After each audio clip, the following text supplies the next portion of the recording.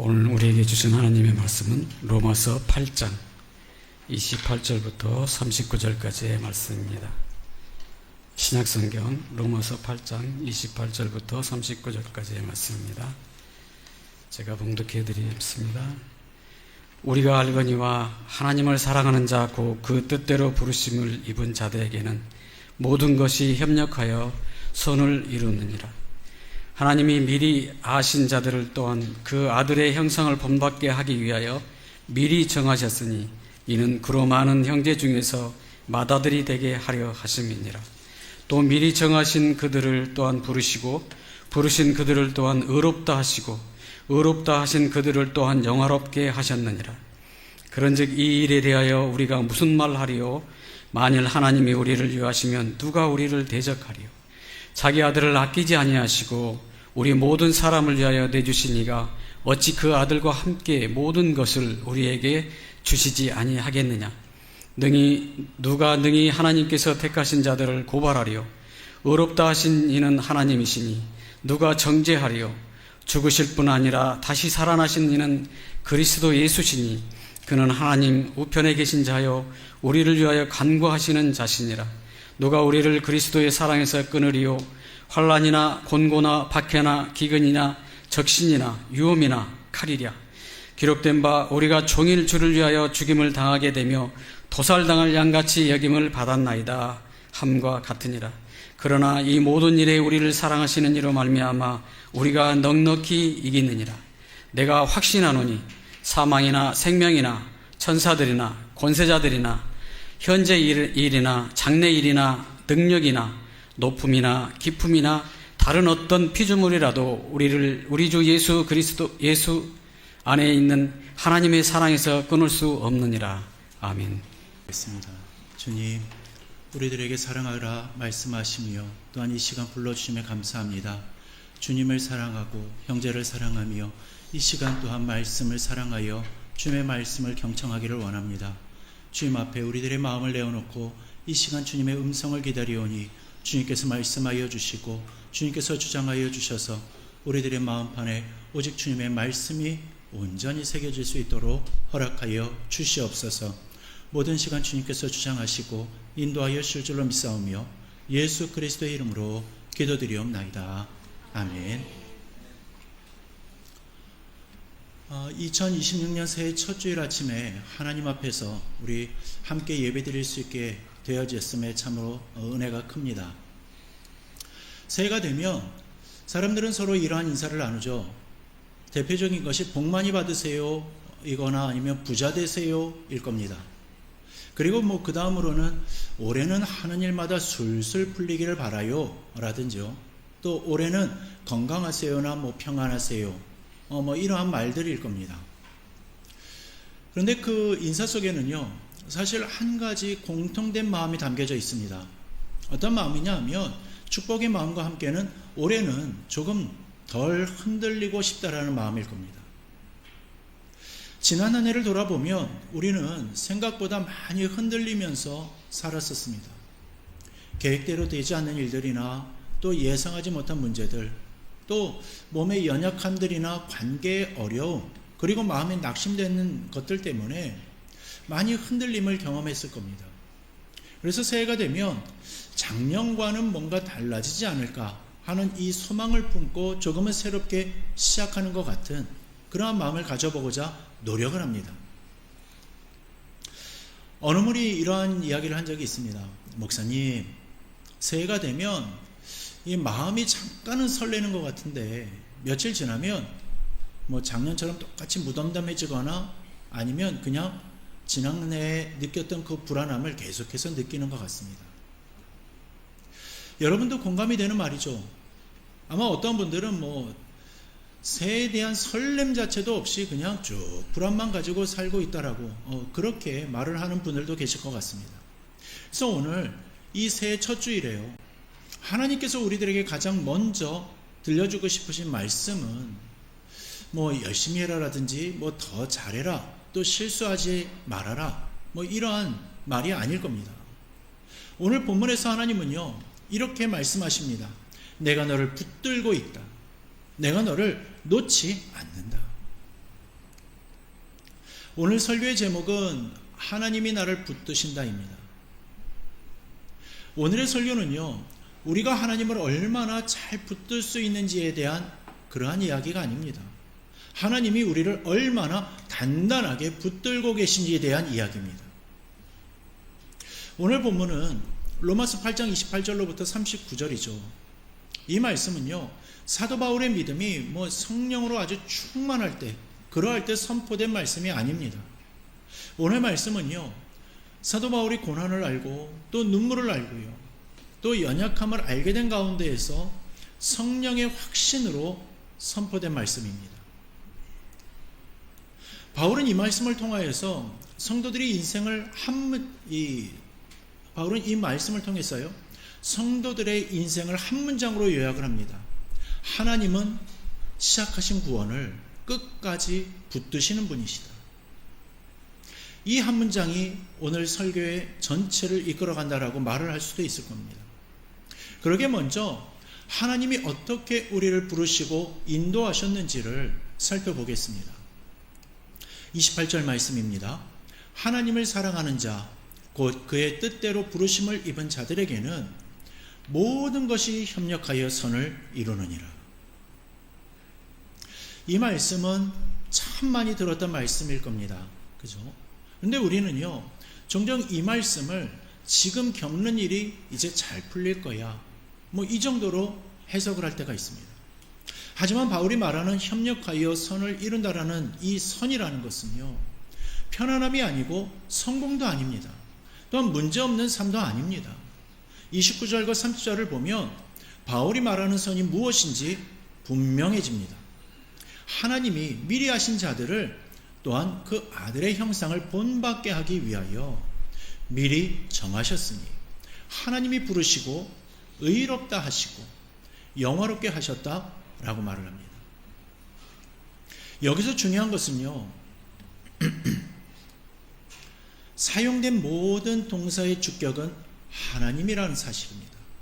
무슨 말이냐면요, 우리가 스스로 하나님께 나온 것이 아니고 또 우리가 스스로 구원의 길을 찾아낸 것이 아니라는 겁니다. 하나님이 먼저 아시고 하나님이 먼저 찾아내시고 하나님이 부르셔서 의롭다 하시고 하나님이 끝까지 책임지셨다라는 겁니다. 우리는 이 부분을 믿음 가운데 분명하게 정립하고 있어야만 합니다. 이게 분명하지 않으면 우리들의 믿음은 언제나 흔들리게 되고 마는 겁니다. 만약이라도 구원의 시작이 나였다라면 끝도 내가 책임져야 했을 것입니다. 하지만 시작이 하나님이셨기 때문에 끝도 하나님이 책임지시는 겁니다. 우리가 넘어지고 또 그 가운데에서 삶의 방향을 잃을 때에도요, 하나님은 이미 알고 계셨고 그럼에도 불구하고 우리를 부르셨다는 사실입니다. 그래서 바울은 모든 것이 협력하여 선을 이룬다라고 말을 하는 겁니다. 좋은 일만 선이 아니라 아픈 일, 또 눈물의 시간도, 아픈 일도 또 그 가운데에서 하나님 손 안에서는 결코 헛되지 않는다라는 겁니다. 그래서 우리는 분명히 붙잡아야 합니다. 하나님은 우리를 부르실 때 완벽해서 부르신 것이 아니라 붙들기 위해서 부르신 것이다. 하나님은 우리를 부르시고 지금도 인도하고 계신다라는 겁니다. 그리고 그 인도하심은 중간에 포기되지 않는다라는 거죠. 그러기에 하나님은요, 시작하신 구원을 끝까지 붙드시는 분이심을 굳게 믿고 확신하실 수 있기를 주님의 이름으로 축원합니다. 또한 바울은 31절에서 이렇게 말을 합니다. 그런즉 이 일에 대하여 우리가 무슨 말을 하리요? 이 말은요, 이 모든 사실 앞에서 더 이상 반박할 말이 없다라는 뜻입니다. 그리고 바울은 연속해서 질문을 던집니다. 하나님이 우리를 위하시면 누가 우리를 대적하리요? 이 질문은 누가 나를 힘들게 하겠느냐라는 질문이 아니고요, 누가 나를 하나님 손에서 끊어낼 수가 있겠는가라는 말인 겁니다. 그리고 이 질문에 대한 대답은 분명합니다. 하나님 손에서 나를 끊어낼 수 있는 사람은 아무도 없다라는 거죠. 새해를 시작하면서 혹시 마음속에 이러한 생각이 있지는 않으셨습니까? 나는 여전히 부족하고 나는 또 다시 넘어질 것 같은데 하나님이 나를 끝까지 붙들어 주실까? 오늘 말씀은요, 이러한 고민에 대해서 분명하게 대답을 합니다. 누가 능히 하나님께서 택하신 자들을 고발하리. 의롭다 하신 이는 하나님이시니. 이 말씀은 우리를 정죄하는 모든 목소리 위에 하나님의 선언이 있다라는 뜻입니다. 그리고 그 선언은 변하지 않는다라는 거죠. 바울은 계속해서 질문을 합니다. 누가 정죄하리요? 이 질문은 굉장히 현실적인 질문입니다.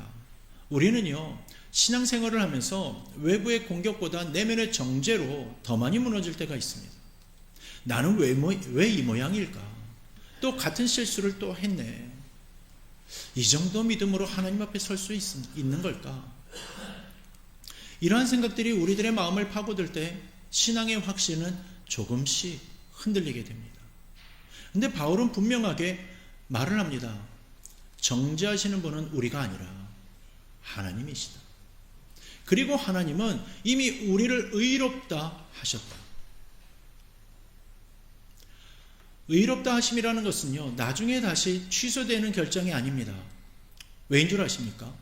그건 바로 예수 그리스도께서 이미 십자가에서 모든 죄값을 치르셨기 때문이라는 사실입니다. 그래서 바울은 한 문장을 더 덧붙입니다. 죽으실 뿐 아니라 다시 살아나신 이는 그리스도 예수시니. 그는 하나님 우편에 계신 자요 우리를 위하여 간구하시는 자시라. 여러분, 이 말은 정말 깊은 위로가 되는 말씀입니다. 우리가 연약해서 기도하지 못할 때도요, 예수님은 지금도 우리를 위해서 간구하고 계신다는 겁니다. 우리의 신앙은 홀로 버티는 싸움이 아닙니다. 하늘 보좌에서는 예수 그리스도께서 지금도 우리의 이름을 부르며 붙들고 계십니다. 그래서 우리의 구원은 우리가 지켜내는 것이 아니라 우리 주님이 지켜내시는 겁니다. 이제 35절에서 이렇게 물으면서 우리의 눈을 들어 현실을 보게 합니다. 누가 우리를 그리스도의 사랑에서 끊으리요?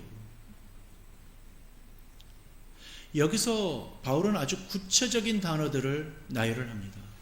한번 보자면요, 환난, 곤고, 박해, 기근, 적신, 위험, 칼.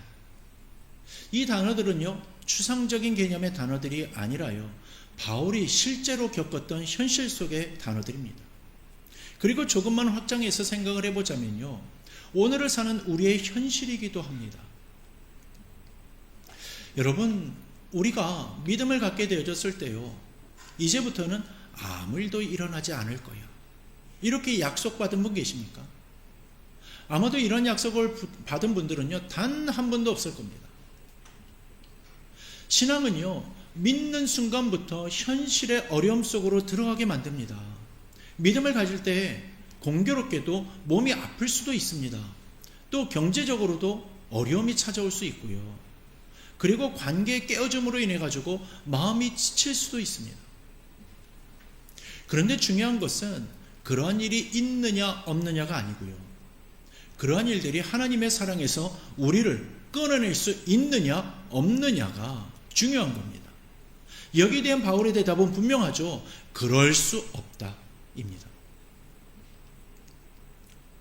바울은 오히려 이렇게 말을 합니다. 우리를 사랑하시는 이로 말미암아 우리가 넉넉히 이기느니라. 넉넉히 이긴다. 이건요, 분명한 사실이자 확신해야 될 말씀입니다. 그런데 여러분, 이 말씀을 오해하면 안 됩니다. 넉넉히 이긴다라는 것은요, 고난이 사라진다라는 뜻이 아니고요, 고난 위에 서 있다라는 뜻입니다. 고난 속에서도 하나님의 손이 여전히 우리를 붙들고 있다라는 뜻이라는 겁니다. 그러기에 믿음을 가진 성도들의 안전은요, 상황이 평탄해서가 아니라 붙드시는 분이 변하지 않기 때문에 가능한 것입니다. 그러기에 이 사실을 굳게 믿으시고요, 넉넉히 이기는 승리의 삶을 이루어야 할 줄로 믿습니다. 바울은 여기서 멈추지 않고 아주 강력한 선언으로 마무리합니다. 사망이나 생명이나 천사들이나 권세자들이나 현재일이나 장래일이나 능력이나 높음이나 깊음이나 다른 어떤 피조물이라도 우리를 그리스도 예수 안에 있는 하나님의 사랑에서 끊을 수 없으리라. 이 말씀은 믿음을 가진 우리들의 인생 전체를 덮는 선언인 겁니다. 지금의 문제나 앞으로의 고난도 또 보이지 않는 두려움이나 그 어떤 것도요, 하나님이 베푸시는 은혜의 손을 끊어낼 수가 없다라는 겁니다. 우리는 2026년을 새로운 소망을 품고 시작을 하지만요, 우리는 여전히 연약합니다. 또한 우리가 가지고 있는 문제들, 이것들이 새해가 되었다고 해가지고 풀려지지가 않죠. 그러나 한 가지는 분명히 알고 이 한 해를 시작해야 할 것입니다.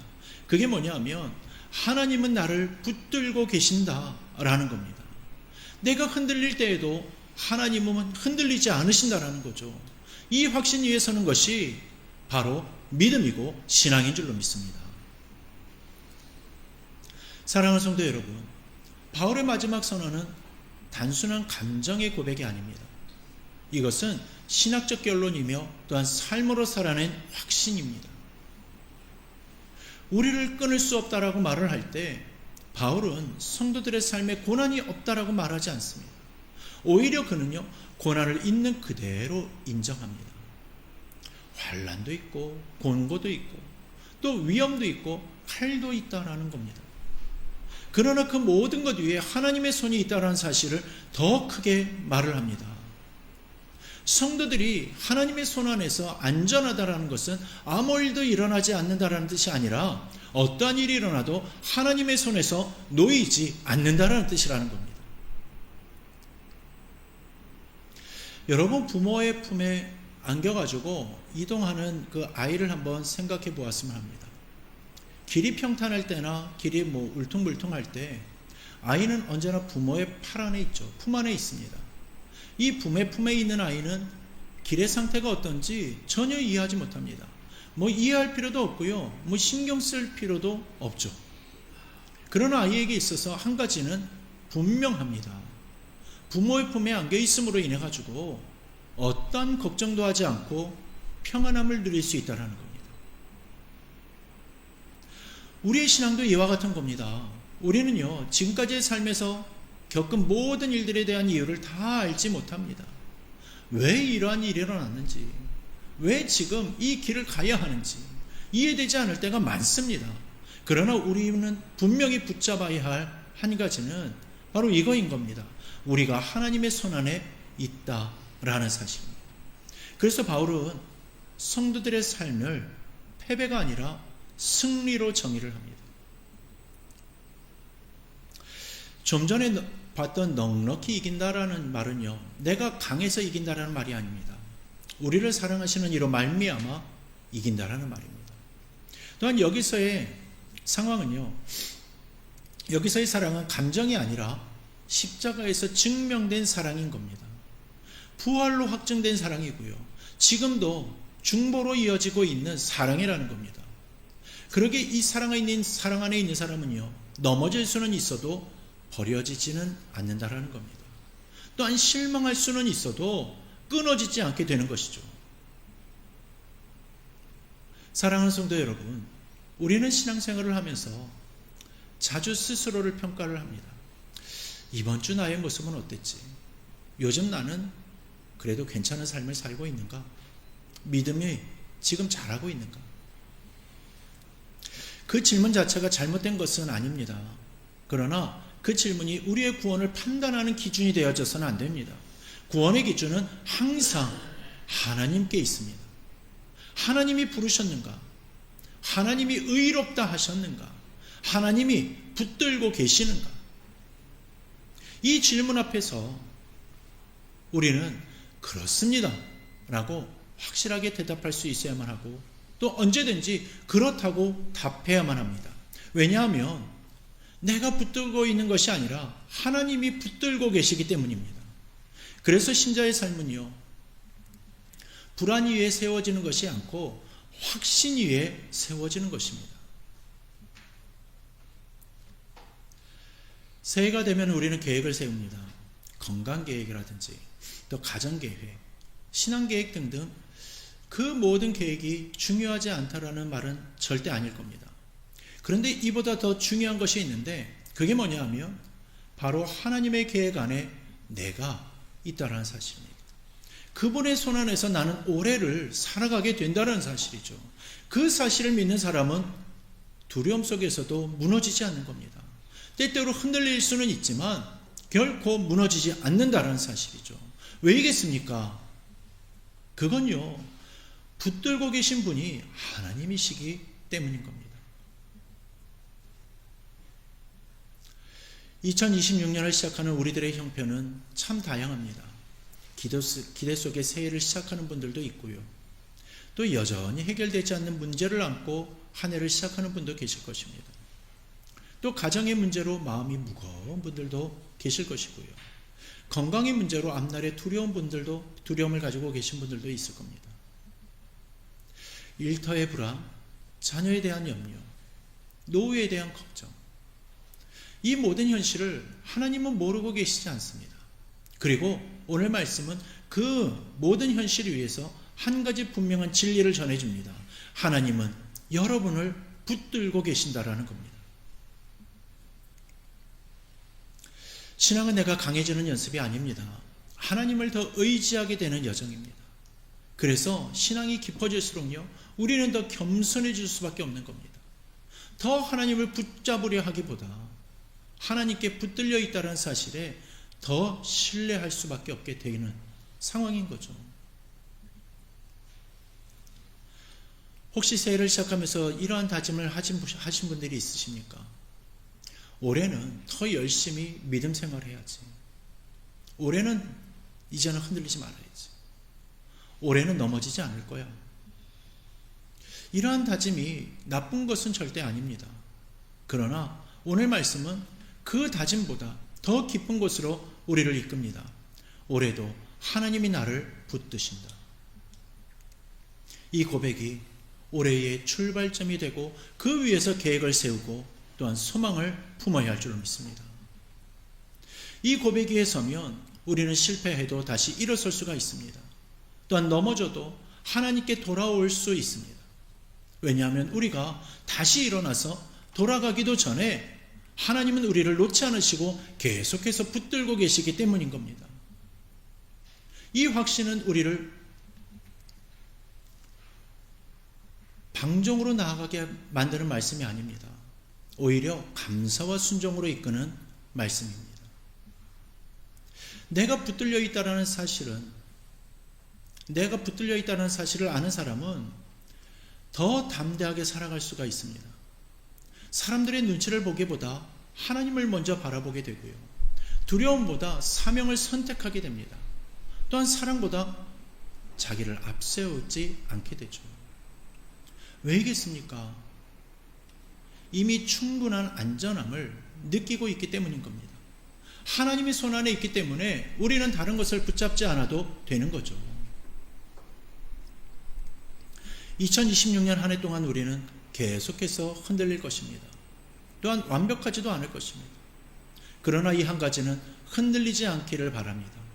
하나님은 시작하신 구원을 끝까지 붙드시는 분이시다. 이 진리가 여러분들의 생각을 붙들고 여러분들의 마음을 붙들고 여러분의 삶을 붙들기를 바랍니다. 그리고 이 확신으로 가정을 세우고 일터에서도 바로 서기를 바랍니다. 또한 이 확신으로 주님의 몸된 교회를 섬기시기를 바랍니다. 그리고 무엇보다 이 확신으로 하나님 앞에 서서 온전히 충성하기를 바랍니다. 우리 사랑하는 성도 여러분, 2026년 첫 주일 아침에 하나님은 우리에게 이렇게 말씀하십니다. 내가 너를 붙들고 있다. 아무것도 너를 내 손에서 빼앗을 수 없다. 이 음성을 믿음으로 받으십시오. 그리고 이 한 해를 두려움이 아니라 구원받은 확신으로 걸어가십시오. 하나님이 여러분들을 붙드십니다. 오늘도 내일도 이 한 해의 끝까지. 그러기에 주님이 우리를 붙들고 인도하실 줄을 굳게 믿으시고 담대히 한 해를 살아내실 수 있기를 주님의 이름으로 축원합니다. 기도하겠습니다. 우리의 연약함을 아시는 주님, 우리를 부르시고 끝까지 붙드시는 주님을 신뢰합니다. 2026년 한 해 우리의 힘이 아니라 하나님의 손에 맡겨지기를 원합니다. 흔들릴 때마다 이 말씀을 기억하게 하여 주시고 두려울 때마다 이 확신으로 다시 서게 하여 주옵소서. 또한 하나님이 나를 붙드신다라는 이 복음으로 우리 모두가 구원의 확신 가운데에서 한 해를 살아내게 하여 주시옵소서. 예수 그리스도의 이름으로 기도드리옵나이다. 아멘.